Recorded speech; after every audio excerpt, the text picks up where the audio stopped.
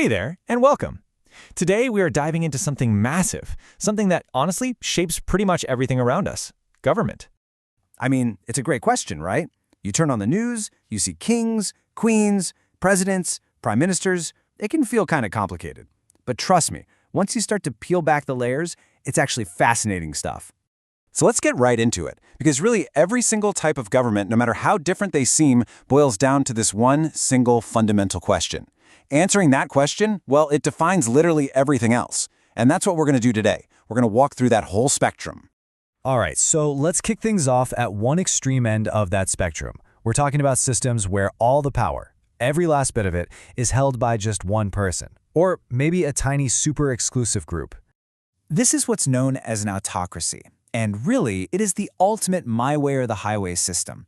The ruler's word, it's law. Their decisions, they're final. And there's absolutely no one to challenge them. A classic example is the Soviet Union under Stalin, where you had one person with complete, unquestioned control over, well, everything and everyone. Now, a very close cousin to autocracy is something called an oligarchy. The main difference is super simple. It's just about the numbers. Autocracy is ruled by one. Oligarchy, that's ruled by the few. And in an oligarchy, power usually doesn't come from being born into it. It's more about having a ton of money or controlling the military. Okay, and if you want to talk about the most extreme version of this, that would be totalitarianism.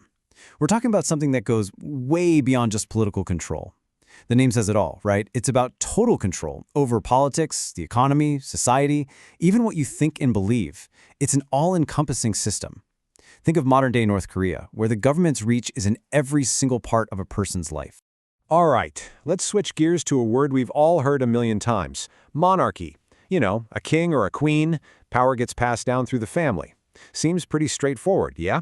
Well, it's actually not that simple. Turns out, not all monarchies are created equal. You've really got two main flavors. On one hand, you have an absolute monarchy. This is the classic version where the king or queen has the final say on pretty much everything. But then, on the other hand, you've got a symbolic monarchy, which you see in places like the UK. The monarch is a super important figurehead, a symbol of the nation, but the real political muscle, that's with an elected parliament. So, what's the big takeaway here? At the end of the day, when you concentrate so much power in so few hands, you run into some pretty serious risks. I mean, you've got the huge potential for abuse of power, human rights can get tossed aside, and you can end up with leaders who are only in charge because of their bloodline, not because they have any clue how to run a country. Okay, so we've seen one extreme. Now, let's do a complete 180 and jump all the way to the other end of the spectrum. What happens when you flip the whole script and the power isn't with the few, but with the many, with the people themselves? And that, of course, brings us to democracy. The central idea here, and this goes way, way back to ancient Athens, is that the people rule. The citizens are the ones with the ultimate power.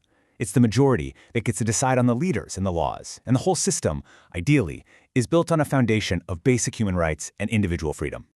Okay, now here's a point that gets a lot of people tangled up: the difference between a democracy and a republic. It's subtle, but it's important. In a pure democracy, everybody votes on every single law. But in a republic, the people elect representatives, politicians, to go and make those laws for them. A lot of countries, like the US, are actually both. They're democratic republics, so it's not always an either-or situation. So, rule by the people sounds great as an idea, right? But how does it actually work in the real world? What does it look like? Well, let's get into the nitty-gritty and look at the actual structures. When you look around the globe, you'll see that these big ideas usually get organized into one of three common frameworks: the presidential system, the parliamentary system, and the federal system. So first up, you've got the presidential system. You see this in places like the United States and South Korea. The big idea here is what's called separation of powers. Basically, you have two separate teams: the executive branch, led by the president, whose job is to carry out the laws, and then you have the legislative branch, the lawmakers, whose job is to, well, make the laws, and they're kept separate on purpose. Then you have the parliamentary system. And this one is different because those two branches, the executive and the legislative, are actually woven together. Whichever party wins the most seats in the election gets to form the government, and their leader becomes the prime minister. What's really interesting here is that the main opposition party has an official job to constantly question and challenge the government. It's like a built-in debate team. And last but not least, we have the federal system. And I really love this analogy. Think of a country like a giant sports team. The central government, that's your head coach. But the head coach can't do everything, right? So they delegate power to their assistant coaches, and those are your state or regional governments. It's all about sharing the workload. The US is a perfect example of this, with a national government and 50 state governments all working together, most of the time. All right. So far, we've pretty much been talking about who has the power, but there's a whole other way to look at government, where it's less about who's in charge and more about the underlying ideas, the economic and social beliefs that drive the whole system. And this brings us to two big ones that people mix up all the time: socialism and communism. Let's break it down. With socialism, the main goal is to distribute goods and services more equally. But with communism, the ultimate endgame is to create a totally classless society, and that leads to a huge difference when it comes to private property. In socialism, people can still own things, but under communism, nope. Private ownership is gone and the government controls absolutely everything. So you can see how communism is a much more extreme, state-controlled version of a collectivist idea. And that brings up a really interesting point. In the world today, actual communism is incredibly rare. As of now, there are only 5 countries that officially practice it, like China and Cuba. So remember how we started with totalitarianism with total government control? Well, what's on the absolute polar opposite end of that spectrum? That would be anarchism. And I know, when most of us hear that word, we think of pure chaos. But the actual idea behind it is very different. The goal isn't chaos, it's to have no central government at all, letting people govern themselves and work together voluntarily.